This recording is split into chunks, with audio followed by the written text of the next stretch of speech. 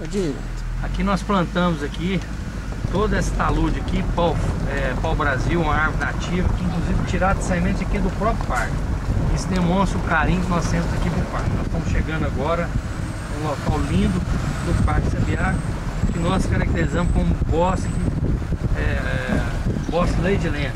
E aqui nós criamos aqui vários ambientes, vocês vão ter a oportunidade de ver agora onde é que nós estamos parando, inclusive a cascata Lady Land. Essa cascata que realmente foi a segunda cascata que nós construímos aqui no Parque Sabiá. Hoje nós temos 3 cascatas de água natural.